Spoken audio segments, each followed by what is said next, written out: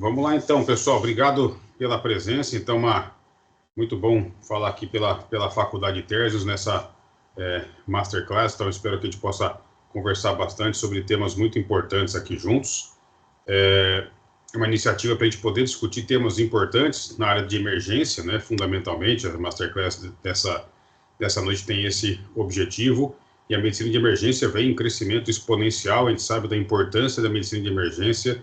Os pacientes hoje procuram atendimento médico em vários locais e a gente sabe que a emergência ainda é a porta aberta para receber todo mundo que precisa de saúde e muitas pessoas nos momentos mais difíceis das vidas delas. Então, a gente poder discutir sobre temas relevantes da emergência, a gente espera poder trazer ao longo desses próximas semanas, meses, muitos outros temas relevantes para que a gente possa discutir e trazer um conteúdo que possa ajudar a gente a cuidar melhor das pessoas, a cuidar das pessoas da melhor forma possível, tá bom? Então, obrigado pela presença de todos. E, pessoal, a gente vai conversar nessa aula específica sobre exames complementares e diagnósticos das intoxicações exógenas, né? Só me apresentando brevemente, eu sou Thiago Grangeia, eu sou médico da pós-graduação de Medicina de Emergência aqui da Faculdade Térzios, eu coordeno aqui a pós-graduação. Eu trabalho também na Unicamp, eu sou preceptor de residentes e alunos da Medicina de Emergência já há quase 20 anos. Essa cara de novinho aqui engana que eu sou já um pouco velho e já tenho mestrado em Clínica Médica e Ensino de Saúde. Trabalho aqui na Faculdade Térzios já há praticamente 10 anos e hoje tenho a honra de estar coordenando a pós-graduação de Medicina de Emergência, que eu tenho muito orgulho, uma pós-graduação extremamente robusta, uma das mais antigas do país, e com conteúdo extremamente moderno do ponto de vista didático, do ponto de vista de incluir todas as áreas de emergência. E uma das coisas que nós comentamos lá, numa das disciplinas, é exatamente a importância das intoxicações exógenas, e por isso que falaremos um pouquinho sobre elas aqui, pessoal. E a gente sabe que na emergência, os exames complementares são feitos com muita rapidez para ajudar no raciocínio clínico. Então, o objetivo dessa nossa discussão é a gente conseguir entender como os exames complementares na emergência podem nos ajudar para o diagnóstico e para a avaliação de pacientes com suspeita de intoxicação exógena. E quando é que a gente pede o exame, pessoal, para um paciente que tenha intoxicação? A gente sempre vai pedir na suspeita, obviamente, de que o paciente tem intoxicação exógena. E suspeitar da intoxicação dos momentos mais difíceis no setor de emergência. Se a gente não tiver essa hipótese na cabeça, muitas vezes a gente deixa passar despercebido ou demora muito para fazer alguns diagnósticos de intoxicação exógena. Então, a gente sabe que as apresentações são múltiplas, são variadas. Uma que talvez vem mais à nossa mente são as chamadas toxíndromes, que são aquelas associações de sinais vitais com alterações pupilares, né? O paciente com múltiplas alterações de sinais vitais com alteração de pupila. Se eu conseguir associar essas informações, eu consigo ter alguns diagnósticos de intoxicação exógena. Então, por exemplo, o paciente tem taquicardia, taquipneia, febre, sudorese, pressão alta e midriático. Então, a gente tem que pensar rapidamente numa toxíndrome adrenérgica. Lembrar que a toxíndrome serotoninérgica, por exemplo, por antidepressivos que inibem a recaptação de serotonina, podem causar o mesmo quadro clínico, mas geralmente vão ter hiperreflexia. As intoxicações anticolinérgicas, por exemplo, por antidepressivo tricíclico, antihistamínico, podem ter também sinais de hipertensão, de taquipneia, taquicardia, febre, midríase, só que terão a pele seca. Então, pequenas nuances, mas todas elas têm aumento, alteração dos sinais vitais e alterações pupilares. E se eu juntar isso, eu consigo pensar em algumas intoxicações exógenas. Então, eu olho múltiplas alterações de sinais vitais, não tem uma causa evidente para isso. Já observo a pupila, vejo uma alteração, opa, eu preciso lembrar de intoxicação exógena. Preciso lembrar de intoxicação exógena em qualquer paciente que tem uma história clínica muito diferente, muito bizarra, muito estranha. O que o paciente fala não bate com o quadro clínico, o paciente está arredio, não quer nos passar informações, chama atenção nessa situação para a gente lembrar de intoxicação exógena. Uma apresentação clínica muito intensa, muito inesperada de uma condição, também nos leva a pensar em intoxicação exógena. Algumas ocupações que os pacientes tenham podem aumentar a chance dos pacientes se intoxicarem nesses ambientes e levam a chance de eu lembrar de intoxicação exógena. E qualquer síndrome de emergência, o paciente, a gente vai ver ao longo aqui rapidamente da aula, que a gente tem pacientes que podem chegar em insuficiência respiratória, pode chegar em choque, pode chegar em várias situações, qualquer síndrome de emergência eu tenho que ter ali intoxicação dentre as hipóteses diagnósticas, até que eu consiga identificar se elas estão presentes ou ausentes, ou se tem outro diagnóstico mais provável. Então, sempre tem intoxicação ali exógena no nosso guarda-chuva de pós-diagnósticas para a gente chegar lá, tá bom? E os exames complementares vão nos ajudar a confirmar hipóteses, vão nos ajudar a avaliar a gravidade e vão nos ajudar em vários aspectos da avaliação da gravidade do quadro clínico do paciente, né? Então, qual que é o objetivo principal desses exames? O fluxograma para diagnóstico. Então, alguns exames complementares me ajudam a, muitas vezes, confirmar hipóteses e avaliar a gravidade dessa intoxicação exógena. Avalia se tem disfunção orgânica associada, se tem insuficiência renal, se tem uma disfunção pulmonar, se tem insuficiência respiratória, se tem uma hepatotoxicidade, por exemplo, uma intoxicação por paracetamol, e realizar diagnósticos diferenciais. Então, os exames complementares são fundamentais num paciente com intoxicação exógena, né? Os exames que são mais feitos, a gente vai conversar sobre quase todos eles: gasometria arterial, eletrocardiograma, radiológicos, laboratoriais, toxicológicos e a glicemia capilar. A gente inclui aqui a glicemia capilar porque todo paciente que entra na sala de urgência com alguma alteração de comportamento ou com alguma alteração de consciência, e grande parte das intoxicações vão apresentar com alguma alteração de comportamento, agitação psicomotora, rebaixamento de consciência, confusão mental, eu preciso sempre ter uma glicemia capilar. Então, sempre preciso lembrar que um paciente que entrou com qualquer alteração de consciência, eu preciso ter a glicemia para identificar uma hiperglicemia muito intensa, que me faz pensar em emergências hiperglicêmicas, ou uma hipoglicemia, que pode causar alterações focais. Então, sempre lembrar, primeiro exame, qualquer paciente com alteração de consciência, peça uma glicemia, tá bom? Pensando agora nos exames específicos para intoxicação.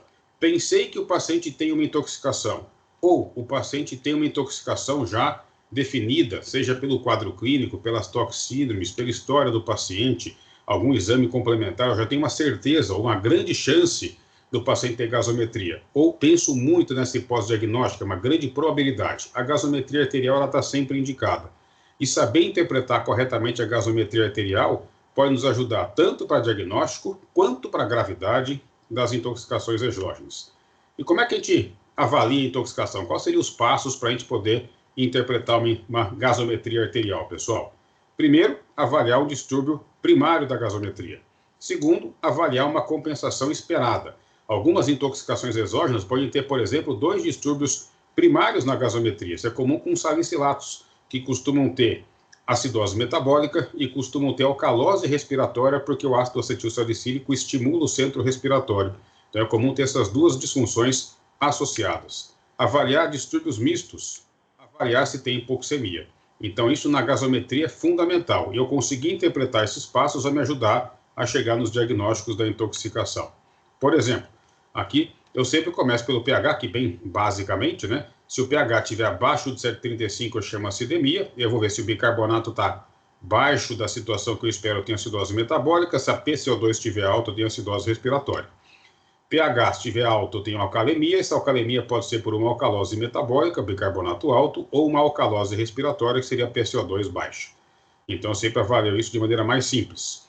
Se o pH estiver dentro de uma faixa normal, eu lembrar que eu posso ter uma gasometria normal, o paciente não tem distúrbio ácido básico, mas ele pode ter um distúrbio misto. Ou seja, tem uma acidose metabólica com uma alcalose respiratória que se inibe e o pH fica normal, por exemplo, do ponto de vista do pH. Então, o pH normal não exclui um distúrbio ácido básico especificamente.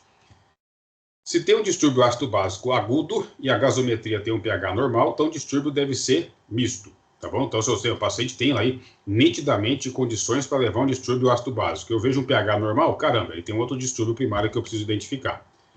E para cada distúrbio ácido básico agudo, e também crônico, se espera uma compensação compatível com a intensidade do distúrbio primário.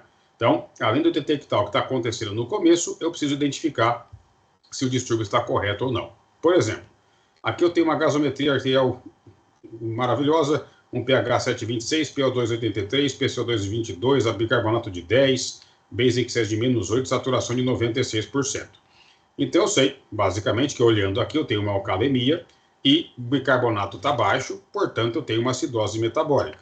Mas será que é somente acidose metabólica? Será que ele não pode ter um distúrbio respiratório associado? Como é que eu faço para diferenciar esses componentes? E aí tem um componente da acidose metabólica aguda, que a compensação é feita pela fórmula chamada fórmula de De Winter, que fala que para PCO2 esperada para uma acidose metabólica aguda, tem essa fórmula aqui, ninguém precisa decorar isso aqui, depois a gente, 1,5 vezes bicarbonato mais 8, esse resultado eu somo mais ou menos 2 para ter o intervalo da PCO2 que eu espero para aquela acidose metabólica. Se eu aplicar no nosso exemplo, o bicarbonato do paciente era 10. Então, a PCO2 esperada é 1,5 vezes 10 mais 8, mais ou menos 2, que vai dar essa incrível conta aqui, 23. Portanto, a PCO2 esperada vai ser entre 21 e 25. A PCO2, se ela tiver entre 21 e 25, portanto, só tem acidose metabólica. Mas, se a PCO2 estiver acima de 25, e seria abaixo do que seria o normal de 40 aproximadamente de PCO2, eu falo que existe uma acidose respiratória associada. Se a PCO2 estivesse abaixo do intervalo esperado para compensação, haveria uma alcalose respiratória, porque a PCO2 está abaixo daquele parâmetro esperado. No nosso caso, a PCO2 é de 22. Portanto, eu tenho que o paciente tenha uma acidose metabólica somente. Então, neste caso, eu fiz a fórmula de De Winter, eu identifiquei que ele só tem acidose metabólica e não tem um outro distúrbio. Por exemplo, se ele tivesse uma alcalose respiratória com acidose metabólica, 2 distúrbios primários associados, intoxicação por salicilato poderia causar isso. Então, o PCO2 estivesse mais baixo, tivesse 18, 15, 14, o salicilato seria uma das hipóteses. Claro que poderia ter outras hipóteses associadas, mas a intoxicação por salicilato poderia causar essa alteração. Avaliei, então, que tem acidose metabólica, avaliei que tem um distúrbio compensatório, aí eu passo a avaliar esse parâmetro que ele é fundamental, o famoso anion gap, né? Então, o que é esse anion gap aqui? No nosso sangue, nós temos cátions igual a ânions. Aí, obviamente, os nossos cátions, eles são sódio mais cátions não mensuráveis. Ânions, bicarbonato mais cloreto, mais ânions não mensuráveis. Por que a gente coloca cátions não mensuráveis? Porque o sódio tem um valor de 135 e 145. Todos os demais vão ter valores abaixo de 5. Então, potássio, cálcio, tudo a gente entra ali como cátions não mensuráveis. Bicarbonato e cloreto são os 2 ânions que têm maiores quantidades, maiores concentrações no sangue. Ânions não mensuráveis entra sulfato, lactato, acetato e outros ânions que são chamados não mensuráveis porque são muito menores em concentração do que o bicarbonato e o cloreto.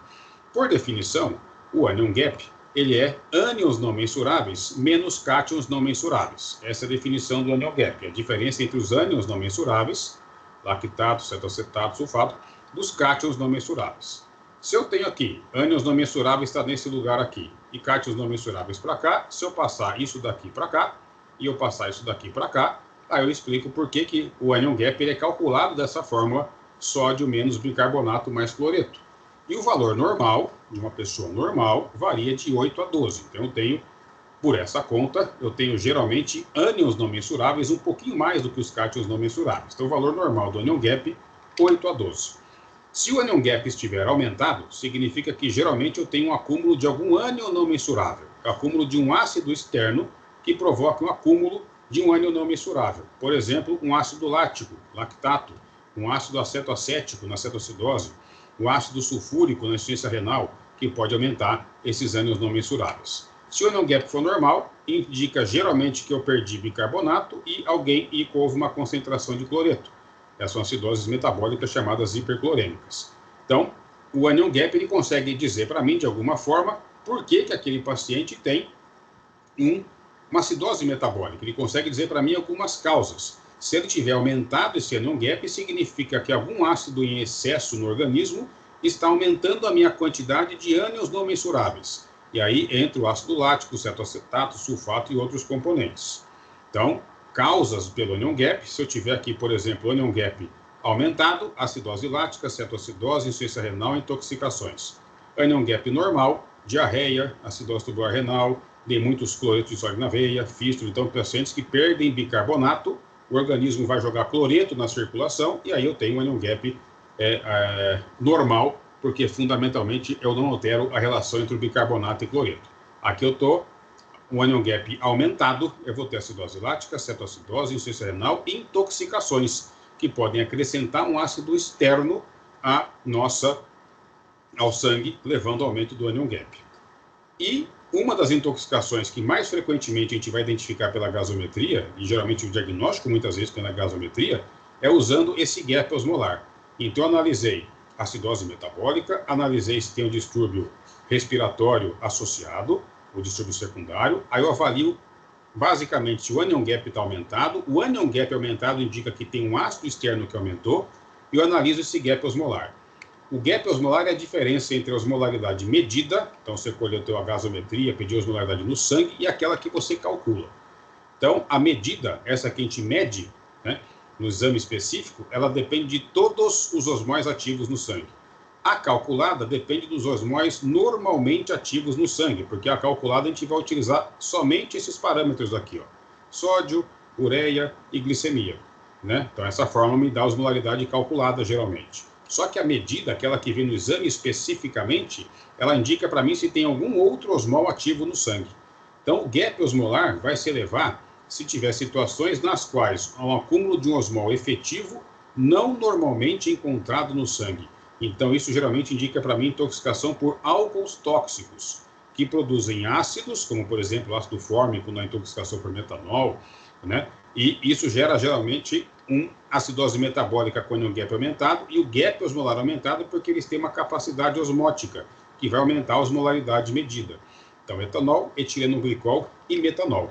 Então, se o gap osmolar, ou seja, eu pego a osmolaridade num exame que eu fiz lá, gasometria, pedi no sangue, e a calculada for maior do que 25, isso geralmente é muitíssimo sugestivo, praticamente diagnóstico de uma intoxicação por álcool tóxico. Então, daqui a importância de eu entender como interpretar a gasometria arterial, como indicar a avaliação do anion gap e como avaliar o gap osmolar. Esta avaliação, por exemplo, pacientes chegam com confusão mental na emergência, tem uma acidose metabólica que eu não consigo explicar, lembrar de intoxicação, por exemplo, por esses componentes, etanol, etileno glicol e metanol, e eu pedir a osmolaridade no exame de gasometria de sangue, fazer o cálculo da osmolaridade e fazer a diferença, muitas vezes me dá um diagnóstico e tratamentos que podem reverter complicações intracranianas graves, especialmente na intoxicação pelo metanol. E tem mais coisas que eu posso avaliar na acidose metabólica, que é o delta anion gap. Então, pacientes que tenham o anion gap aumentado, né, geralmente o delta anion gap é essa formulinha aqui, também ninguém precisa decorar isso aqui, anion gap menos 10 sobre 24 menos bicarbonato, o valor normal é de 1 a 2. Então, se o delta anion gap é menor que 1, significa que teve maior queda do bicarbonato que seria esperada pela elevação do anion gap. Então, existe uma acidose metabólica com anion gap normal associada a uma acidose metabólica com anion gap elevado. Por exemplo, o paciente tem diarreia aguda, está com extrema desidratação e hipoperfusão e pode desenvolver uma acidose metabólica com anion gap elevado pela acidose lática. Mas também pode ter acidose metabólica com anion gap normal, porque está perdendo bicarbonato na diarreia. Então, associa as duas acidoses metabólicas. E quando é maior do que 2, existe uma menor queda do bicarbonato, o bicarbonato caiu menos, porque ele está aqui no denominador, que seria esperada para aquela alteração do anion gap. Então, o anion gap teve uma pequena alteração e, portanto, indicaria a presença de uma alcalose metabólica na maioria das vezes. Então, uma acidose metabólica com anion gap aumentado, mais uma alcalose metabólica. Então, o delta anion gap me avalia fundamentalmente o quanto que eu tenho de variação do bicarbonato frente a uma variação do anion gap. Segundo exemplo, pessoal, pH de 7,46, PO2 de 89, PCO2 de 51, bicarbonato 34, base excess aumentado, então eu tenho uma alcalemia e uma PCO2 aumentada. Então aqui eu tenho uma alcalose, né, metabólica, observe que o bicarbonato aumentado e o PCO2 aumentado associado nesse componente. Será que eu tenho somente uma alcalose metabólica? Então eu vou olhar a alcalose, o PCO2, se fosse respiratória, estaria reduzida, que seria a alcalose respiratória, mas eu tenho uma alcalose metabólica. Mas eu tenho uma PCO2 alta, depois a gente vai entender o porquê, e o base excess um pouquinho aumentado, que faz parte da alcalose metabólica. Então, na alcalose metabólica aguda também tem uma forma de compensação, que é bicarbonato mais 15 mais ou menos 2, e aí, obviamente, também tem essa variação de 2, então eu tenho PCO2 esperada na alcalose metabólica entre 47 e 51. Se tiver só dentro desses parâmetros, eu tenho somente acidose respiratória associada, somente alcalose metabólica. Se for acima de 51, tem acidose respiratória, abaixo de 47 tem alcalose respiratória associada. E aqui eu tenho um valor de 51, portanto, eu só tenho uma alcalose metabólica. A alcalose metabólica, pessoal, dificilmente é uma apresentação inicial de uma intoxicação exógena. A principal causa de alcalose metabólica, indiscutivelmente, é hipovolemia e uso de diurético. Então, dentro de um setor de emergência, são as duas causas mais comuns. Então, se eu acho a alcalose metabólica, eu estou procurando de imediato elementos que levam o paciente a estar desidratado. Então, o paciente pode ter uma intoxicação e estar hipovolêmico. Então, às vezes eu posso encontrar alcalose metabólica se tiver hipovolemia. Ou o paciente usou um excesso de diuréticos, também é comum apresentar alcalose metabólica. Já essa gasometria tem uma alcalemia, então o paciente tem uma acidemia, um pH abaixo de 7,35, e tem um PCO2 alto. Então aqui o paciente tem uma acidose respiratória. Mas será que é somente acidose respiratória? Será que tem alguma outra coisa? A gente só tem que lembrar que nas acidoses respiratórias agudas, eu tenho variações do bicarbonato frente à variação da PCO2.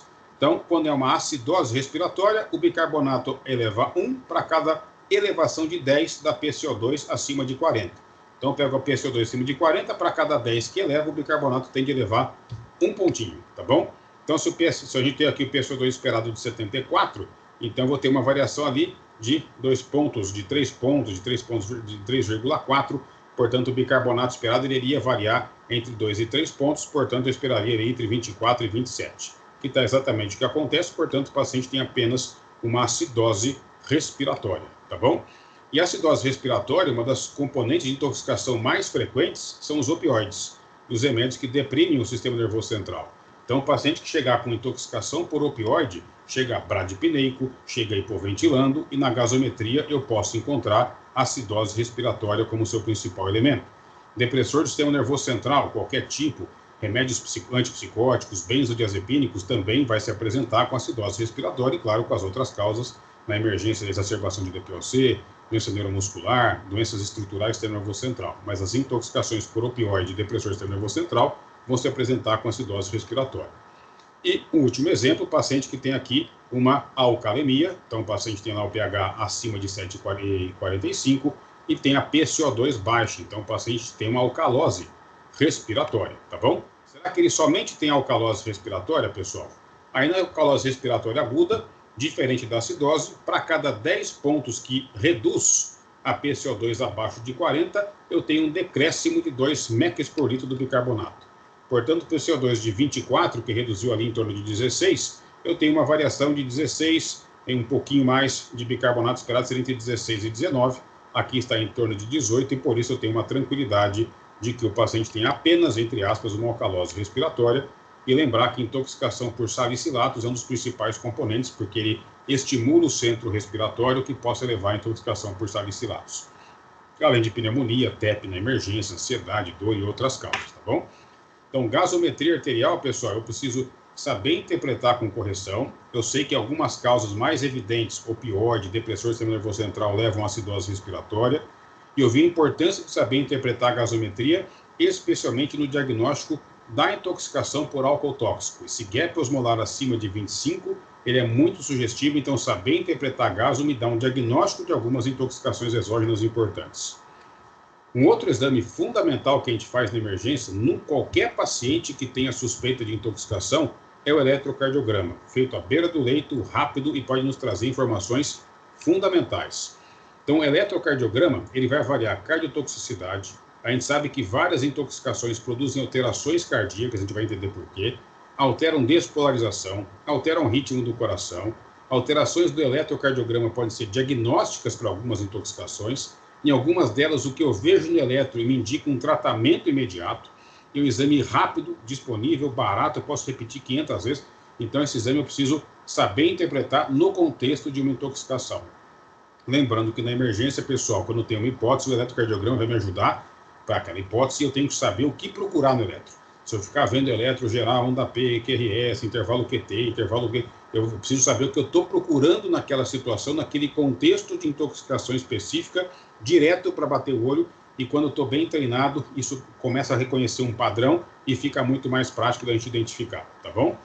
Claro que o eletrocardiograma na suspeita de intoxicação deve ser feito de imediato, na suspeita de intoxicação, e eu posso fazer seriado para avaliar a evolução clínica. A gente vai apresentar alguns casos aqui rapidamente. Então, geralmente a gente vai fazer sempre. Então, fazer ali as derivações todas do plano frontal, fazer as derivações do plano horizontal.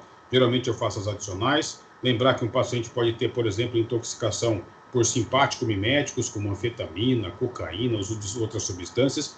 e essas substâncias podem levar a alterações coronárias, então é importante a gente ter todas as derivações do plano frontal, horizontal e também as adicionais V3R, V7, V4R, V7 e V8, para eu conseguir analisar todas as paredes do coração, no contexto das intoxicações, mas também complicações que essas intoxicações possam causar, tá bom?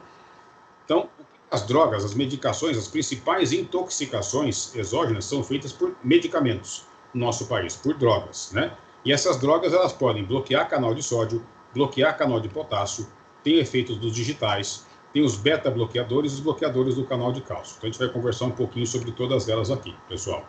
Lembrar da fantástica fisiologia do coração, que é uma coisa maravilhosa. Então, a gente sabe que o potencial de ação do coração, eu tenho uma primeira fase que depende do sódio, né? E dos canais de sódio estarem abertos. Então, nesse contexto, eu vou ter a despolarização, o potencial de ação sobe. E, então, despolarize, contrai o ventrículo. E depois de uma fase de repolarização, vão se fechar os canais de sódio, vão começar a abrir os canais de potássio e os canais de cálcio.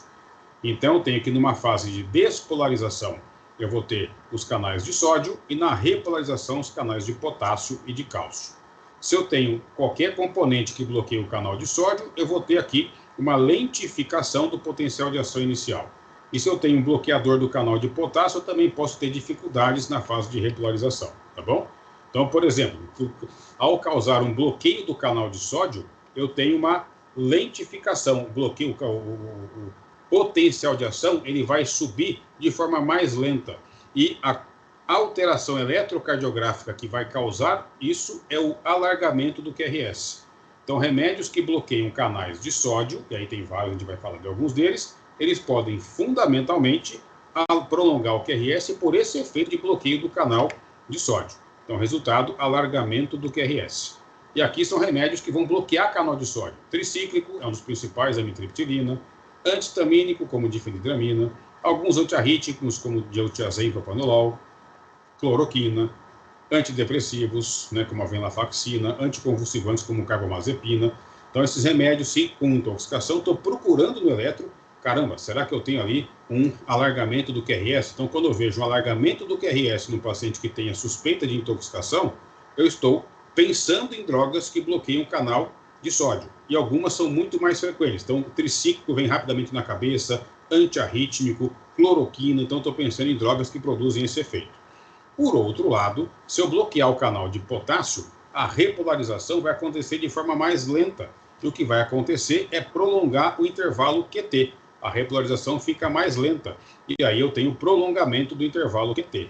Nesse contexto, entra de novo tricíclico. Então, o tricíclico bloqueia sódio e bloqueia potássio. Então, os tricíclicos vão alargar QRS e causar QT longo. Antiarrítmicos, como a amiodarona, procainamida, sotalol, antipsicóticos, como quetiapina, haloperidol, antibiótico, como azitromicina, quinolonas, anfetamina, cocaína em grandíssima quantidade, outros depressivos, como inibidores de recaptação da serotonina, citalopram, fluoxetina, antifúngicos, como itraconazol, antieméticos, como ondansetrona. Dessas medicações aqui, dessas drogas, geralmente os tricíclicos, os antipsicóticos e essas medicações aqui, anfetamina em excesso, e esses antidepressivos são os mais usados nesse contexto de uma intoxicação, com uma tentativa de se machucar, de ter alguma outra coisa. Então, vi um paciente com intoxicação, achei que é RS largo, caramba, será que é tricíclico? Será que é carbamazepina? Será que é anticonvulsivante? Achei um QT longo, caramba, vou pensar em tricíclico, um antiarrítmico, vou pensar em quinolona, e eu estou associando essas informações com o quadro clínico. Então, se eu já estou pensando em tricíclico, por exemplo, o paciente vai ter lá midríase, febre, taquicardia, taquipneia, vai ter pele seca. Então, eu consigo juntar todas as informações com eletro, com QRS largo, QT longo. Opa, tricíclico está praticamente diagnosticado com um quadro clínico e um eletro. Isso vai te ajudar bastante nesse contexto. Então, bloqueio dos canais, de novo, se eu bloquear o canal de sódio, QRS largo. Se eu bloquear o canal de potássio, QT longo, tá bom? Os digitais, ele bloqueia um outro tipo de bomba, que é o sódio potássio ATPase. Então, o efeito normal do digital, ele faz isso. Normalmente, o digital, ele causa infra de ST associado à inversão de onda T, que é chamada aquela colher de pedreiro que chama, e um QT curto, PR largo e ondas azuis. Isso é normal do digital. Quando o paciente usa digital, tá com impregnação por digital, ele tem um infra de ST associado com uma inversão de onda T nesse contexto. Isso é normal, a gente vai mostrar aqui direto daqui a pouquinho. O sinal de intoxicação por digital é quando começam a aparecer as arritmias, para mais ou para menos. Então, taquiarritmia, taque atrial, extracístole, bradicardia, ou a junção das duas coisas, taquiarritmia com bradiarritmia. Então, tem taque atrial com bloqueio atrioventricular, ritmo juncional acelerado, ou seja, para eu pensar em intoxicação por digital, não é para eu ver o eletro e ver o achado característico do digital, que seria o infra de ST com a inversão da T, mas sim uma bradiarritmia que possa ter acontecido, né? O beta-bloqueio pode aparecer qualquer bradiarritmia, BAV de primeiro grau achado mais comum, e lembrar que o propanolol deles é o que bloqueia o canal de sódio, portanto eu posso ter bradicardia com QRS alargado, né? E o bloqueador de canal de cálcio também, qualquer bradiarritmia, os dihidropiridínicos podem provocar hipotensão grave e taquicardia reflexa, né? A lodipina é um deles. Verapamil de tiazem mais comumente leva a bradicardia e hipotensão. Então, a lodipina em excesso causa um choque gravíssimo com taquicardia reflexa. Vamos lá, rapidamente, para a gente ver uns eletros aqui. Ó. Paciente, 41 anos, intercala agitação com sonolência. O exame neurológico inicial é normal. Ele tem midríase bilateral, fotorreagente, pele seca. Tem taquicardia, taquipneia, pressão tendendo um pouquinho alta e febre.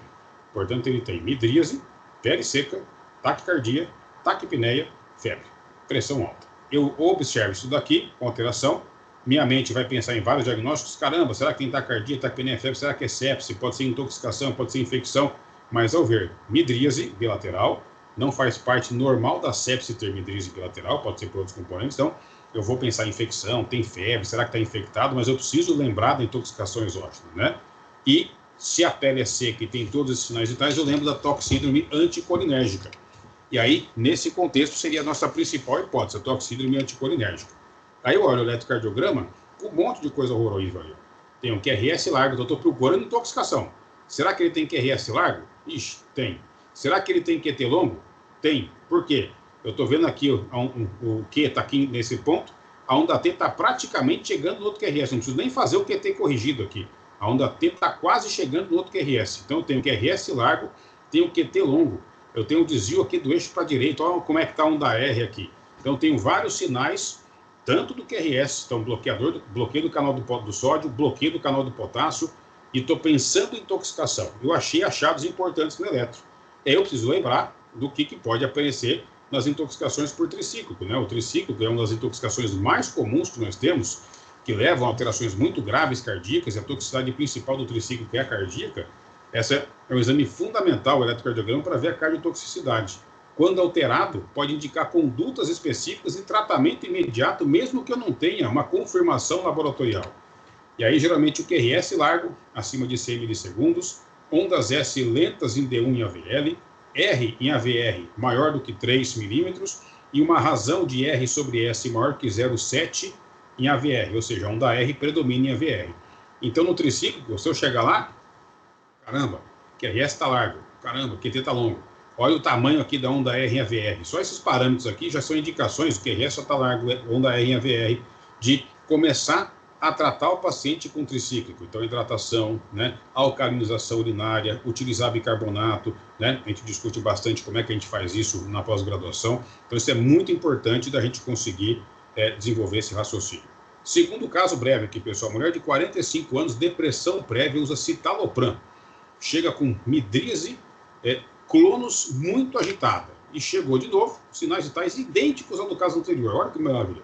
Taquicardia, taquipneia, febre, pressão alta. Então, os mesmos sinais vitais, podemos indicar várias intoxicações, só que aquela tem midríase, clonus. Então, o clonus, a hiperreflexia, é muito sugestiva no contexto geral, tem várias alterações sinais vitais, taquicardia, taquipneia, pressão alta e febre. Mais midríase. Isso poderia ser anticolinérgica, poderia ser adrenérgica e poderia ser serotoninérgica no contexto de uma infecção.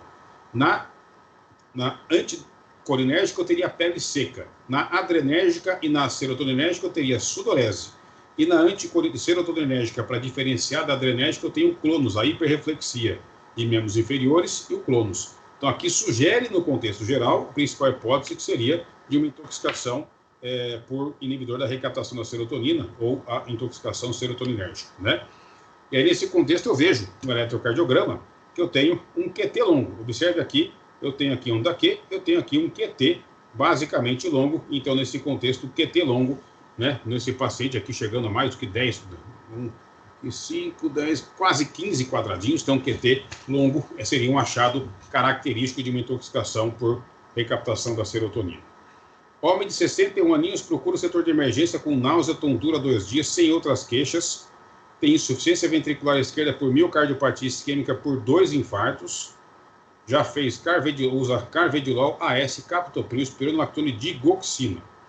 No último mês, piora da dispneia, foi optada por colocar furosemidas, que teve sua dose aumentada para 100 mg ao dia nas últimas 2 semanas, 2 comprimidos e meio, e na admissão ele está com extremidade fria, ele chegou bradicárdico, com taquipneia leve e relativamente hipotenso, depende da pressão normal do paciente, mas nos preocupa um pouquinho. E é claro que nessa bradicardia a gente fica preocupado, abaixo de 50 é capaz de fazer uma bradicardia que está causando o quadro clínico, então o paciente tem extremidade fria, está mais sonolento, está com náusea, então a gente pensa um pouquinho em choque, e aí será que essa frequência mais baixa é um choque geralmente cardiogênico, porque no choque a gente pensa em geral em taquicardia, e aí o choque cardiogênico, o paciente com infarto, é claro, a primeira hipótese que vem à cabeça é infarto agudo do miocárdio, o paciente pode ter infartado de novo, mas pela bradicardia ele usa o carvedilol e usa também a digoxina, então será que tem alguma dessas medicações que provocam intoxicações exógenas?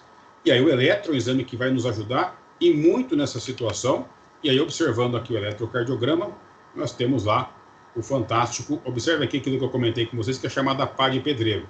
O paciente usa digital, pelo uso de digital, ele tem um infra de ST, que desce retinho, e tem uma onda T invertida, que depois forma essa subidinha aqui, parece aquelas pás que a gente utiliza para colocar argamassa, por isso que chama colher de pá de pedreiro. Então, você tem aqui o uso de digital. Isso não significa intoxicação. A intoxicação aqui está porque o paciente tem uma bradicardia. Então, o paciente tem uma bradicardia com sinais do digital. Ele não tem supras, ele não tem infras localizados, ele não tem supra de ST, não tem sinais evidentes de uma isquemia miocárdica. Então, eletro que mostra uma bradicardia sem onda P, então, uma bradicardia aparentemente juncional, e num paciente que usa digital, tá bom? Então, nesse contexto, seria uma possibilidade de uma intoxicação digitálica, talvez. Tem o sinal de uso digital com a bradicardia. Então, a gente sabe que a bradicardia pode dar várias alterações. Então, o lítio pode dar bradicardia. Eu posso ter beta-adrenérgico, o beta-bloqueador vai dar bloqueador atroventricular. Eu posso ter digoxina, que vai dar bloqueio atroventricular e, às vezes, aumenta a automaticidade também com extrasístoles. O opioide, muitas vezes, pode dar QT longo. A síndrome colinérgica, lembrar que a toxíndrome colinérgica por carbamato, organofosforado, que geralmente dá miose, salivação, salorreia, costuma ter bradicardia. O paciente com bradicardia e miose, muitas vezes a gente pensa em opioide, mas o paciente com intoxicação por organofosforado pode ter isso.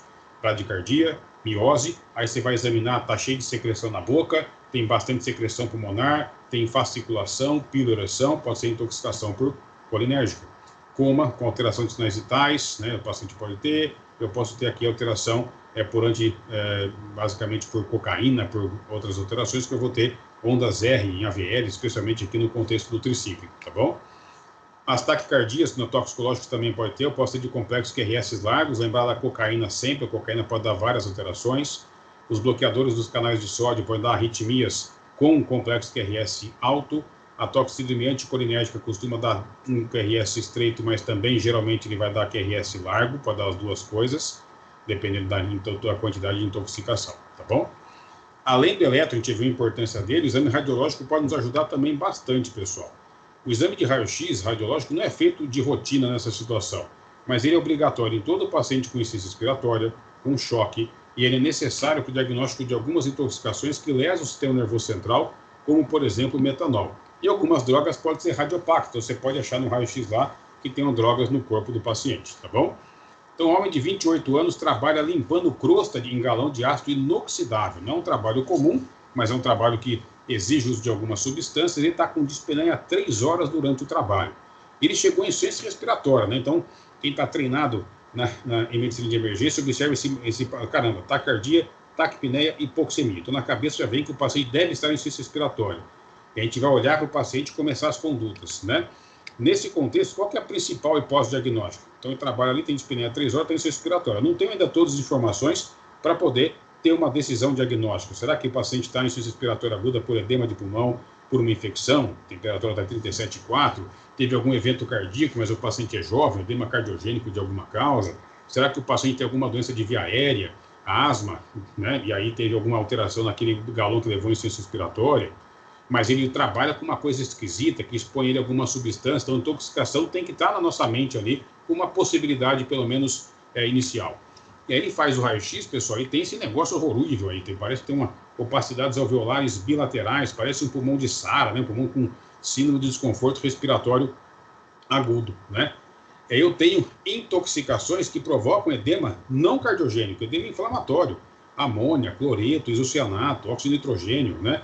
Então, cloreto é muito utilizado, por exemplo, para limpeza de piscina, então vai usar cloro com substâncias para limpar a piscina em lugar fechado, pode provocar edema pulmonar se não tiver muitos cuidados, né? O hipoclorito que a gente usa dentro de casa pode causar problemas se não usado com calma, gasolina, berílio, cianeto, monóxido de carbono, salicilatos podem dar edema pulmonar, organofosforado, paraquat, que é um edema pulmonar gravíssimo, que leva a fibrose pulmonar e o oxigênio piora o quadro pulmonar, então realmente é uma situação dramática, pacientes que se intoxicam do paraquat, simpático miméticos, beta-bloqueadores e pneumonite química, que é uma inflamação pulmonar que leva a esse edema pulmonar, também por amônia, aqui a remoção de crostas em ácido inoxidável por ácido nítrico, é uma causa, fluoreto de hidrogênio, fertilização, refinaria de metal, cloreto, limpeza de piscina, berílio, metal duro. Ninguém precisa decorar isso daqui, pessoal, mas só entender que se o paciente tem exposição no seu trabalho a alguma substância que eu não conheça ou que eu não saiba o que é importante se ele chegar com uma situação clínica de insuficiência respiratória, com pulmão com edema de pulmão e não tem uma causa evidente, caramba, o paciente não tem um quadro clínico de sepsis evidente, o paciente não tem um quadro clínico que me indique um edema cardiogênico, que são as duas principais causas de edema pulmonar, né? O paciente chegou em insuficiência respiratória, nosso paciente aqui, com raio-x nitidamente com edema de pulmão. Então, naquele caso, ele tem sepsis, ele está com tosse, catarro, desúria, lesão de pele, ele tem alguma alteração cardiogênica que justifique em mais de 80% das vezes vai ser infarto, ele infartou, como é que é o eletro do paciente? Não tem nada disso, o que ele trabalha, o que ele faz? E aí, com o que ele trabalha, eu preciso pesquisar, eu preciso conversar com alguém. Então, eu não vou ter como decorar todas as substâncias que causam pneumonite química, mas saber com que ele trabalha é o primeiro passo para entender e buscar essa informação. Quem vai buscar essa informação é a gente mesmo, e o Ciatox que nos ajuda tudo. Sempre que eu pensar em intoxicação, eu preciso de imediato entrar em contato com o Ciatox de referência, porque eles vão nos ajudar. Então, caramba, o paciente trabalha com fertilização e está em insuficiência respiratória, então pode ser o fluoreto de hidrogênio, então essa informação vai vir do Ciatox, mas eu preciso buscar essa informação e pensar nisso. Se eu não pensar e não buscar a informação, não tem como ligar para o Ciatox, não tem como eu descobrir isso, tá bom? Nesse caso aqui específico, pessoal, o paciente tinha realmente uma intoxicação, uma pneumonite química pelo ácido nítrico, e ele foi tratado com ventilação não invasiva, foi usado o corticoide, que é bastante discutível a utilização do corticoide, mas com a ventilação não invasiva, oxigenoterapia, todo o suporte ele melhorou. Em 7 dias, raio-x normal, foi de alta, sem nenhuma complicação, nenhum problema. É claro que depois foi avaliado pela medicina do trabalho, tudo, mas ele foi de alta, completamente normal e bem. Esse é um caso real que nós atendemos no hospital. Um breve caso clínico, homem de 28 anos, trazido do pronto-socorro por hospital terciário pelo Ciatox, pois estava em aeroporto e passou mal e suspeita de ter engolido drogas para transporte, está com muita sudorese, está midriático. Ele chegou lá com taquicardia, taquipneia, hipóxia, negócio horrível, né? E parecia que engoliu alguma coisa para transportar. É claro que a gente sabe que algumas drogas são radiopacas, né? E aí eu posso, por exemplo, aqui ver várias substâncias que parecem uns papeletes aqui de drogas. Eu consigo ver imagem radiológica, olha aqui os papeletes aqui embaixo, né? De drogas aqui como tivesse guardadinho. E eu posso identificar também na tomografia. Então, muitas vezes, exames radiológicos conseguem comprovar para a gente que tem drogas nesse contexto específico, tá bom? Alguns intoxicantes podem ser radiopacos, então cocaína, heroína, então os pacientes que levam isso para outros locais, sais de cálcio, salicilatos, metais pesados, alguns psicotrópicos, mas o mais comum são esses componentes aqui em cima, tá bom? E um outro breve caso clínico, um homem de 26 anos, na sala de emergência, em coma, necessitou de intubação de imediato. Ele é mecânico de automóveis e está em processo de divórcio, infelizmente, da sua esposa. O exame físico está com papila borrada bilateralmente, sem outros déficits neurológicos evidentes. O exame físico ele é normal e ele tem cloreto de 99, sódio de 135, potássio de 4,9, ureia 42, creatinina 1,2, a osmolaridade que foi calculada aqui, desculpa, não, a osmolaridade que foi medida pelo sangue, 356, essa foi a medida, lactato 1,9, glicemia capilar de 1,22, gasometria arterial tinha uma acidemia por uma acidose metabólica, o bicarbonato está baixo, urinálise sem alterações, eletrocardiograma tinha uma taquicardia sinusal. Ele tinha uma taquicardia sinusal, chegou com frequência respiratória muitíssimo alta, com saturação normal. Então ele não chegou com dispneia, mas tem uma baita taquipneia, provavelmente associada com acidose metabólica, não tem hipoxemia, não está relatando nenhum tipo de desconforto respiratório. Então a taquipneia provavelmente se associa com acidose metabólica. Eu tenho uma baita osmolaridade muito alta, nossa osmolaridade normal em torno ali de 285 a 295, está quase 356, e eu vou calcular aqui, o gap osmolar nesse caso vai dar acima de 25, pessoal. Então, neste caso específico, é um paciente que chega com nenhuma história, chegou em coma, caramba, que coisa esquisita, eu olho para o monitor, caramba, tem muita taquipneia, isso está esquisito. Muita taquipneia, sem hipoxemia, sem desconforto respiratório. Então, esse paciente deve ter alguma acidose metabólica. Coli tem uma baita de uma acidose metabólica sem tanta hipoxemia. O paciente não tem realmente uma alteração hipoxêmica, ele está com PO2 normal, saturação normal. Então, realmente, a acidose metabólica, né, do paciente está bastante evidente. E aí, a osmolaridade chama atenção. Mas se eu não observar esses componentes e ao identificar no contexto estranho, o paciente é mecânico de automóvel, está em divórcio, uma história estranha, paciente jovem, em coma, será que ele tem?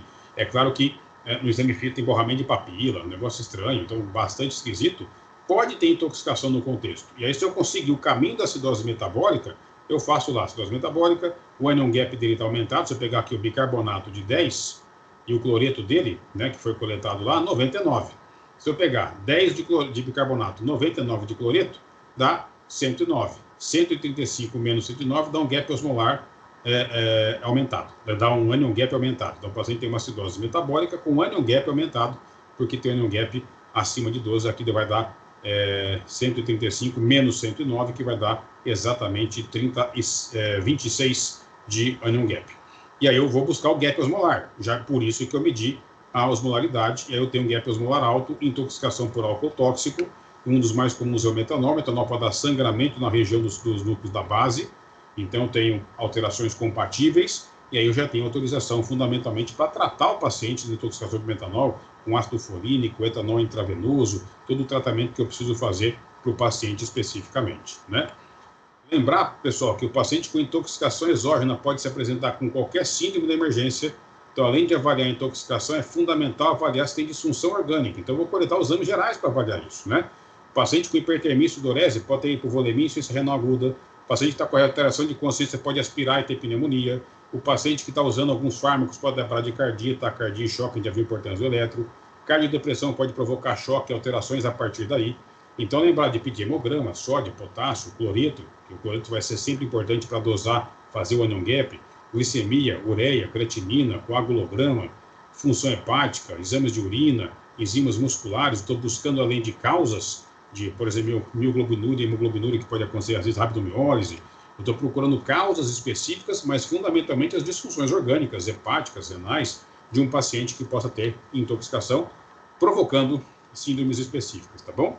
E eu tenho, por fim, exames específicos, né? Sempre na suspeita de intoxicação, pessoal, sempre entrar em contato com o Ciatox da sua região. Aqui em Campinas é o Ciatox, é o da Unicamp, então acaba ligando para esse telefone, faltou uns 5 aqui no final.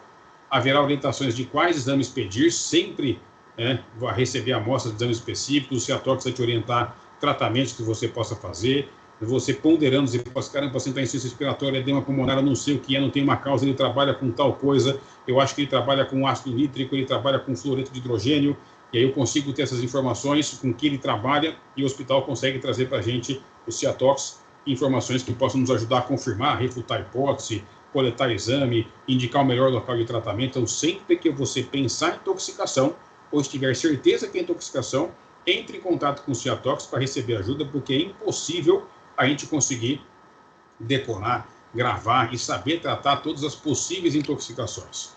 Eu tenho análises toxicológicas, estão pouco úteis para o tratamento inicial, né? Eu tenho, geralmente não é feito com inicialmente, não vai ajudar com grande utilidade, Tem alguns testes qualitativos, né? Então, saber se o paciente tem ou não aquela substância no sangue. Então, tem tricíclico, não tem tricíclico, tem cocaína, não tem. Então, isso pode ser útil para manutenção em tratamento específico, mas tem testes quantitativos e semi-quantitativos importantes, que pode predizer a evolução da intoxicação, se eu preciso ou não usar um antídoto específico, se eu preciso ou não fazer diálise, por exemplo, de um paciente.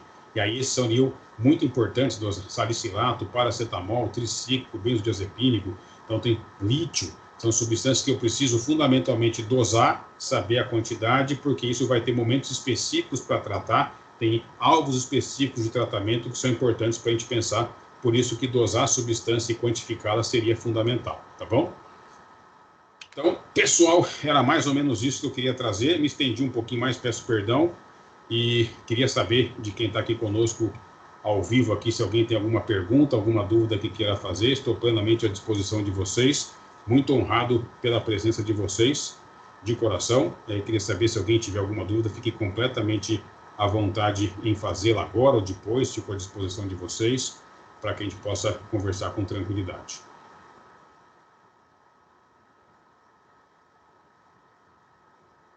Ok? Gostaram da nossa discussão, pessoal? Foi útil para vocês? Ajudou nesse contexto? Beleza, pessoal. Obrigado. Então, fico feliz. Agradeço de coração a vocês, tá bom, pessoal? Então, a gente vai terminando aqui a nossa Masterclass. Eu fico muito feliz e honrado de novo de ter vocês aqui. Espero que a gente possa se encontrar de novo em breve, tá bom? Muito obrigado, Fernanda. Eu também agradeço muito por você estar aqui conosco. Obrigado, Tatiana. Fico muito feliz também por vocês estarem conosco, ter interesse nesse tema, que eu sei que é um tema complexo, tenso. A gente conseguiu pincelar um pouquinho das informações e desejo sorte e sucesso aí na vida de vocês. E o que precisarem, realmente, eu, em nome da Faculdade Terres, aqui estamos à disposição de vocês, o que vocês precisarem, para a gente poder seguir juntos, com o objetivo sempre de aprender e de ajudar os pacientes, tá bom? Obrigado, Sara, eu que agradeço, fico muito honrado também da sua presença, tá bom? Obrigado de coração. Obrigado, Ju, fico muito feliz. Doutora Juju, muito obrigado. Então é isso, pessoal, boa noite para vocês, espero que vocês tenham uma boa noite e vamos juntos para a gente poder ajudar sempre os pacientes, tá bom? Um grande abraço para vocês, boa noite e muito obrigado. Boa noite, Fernando.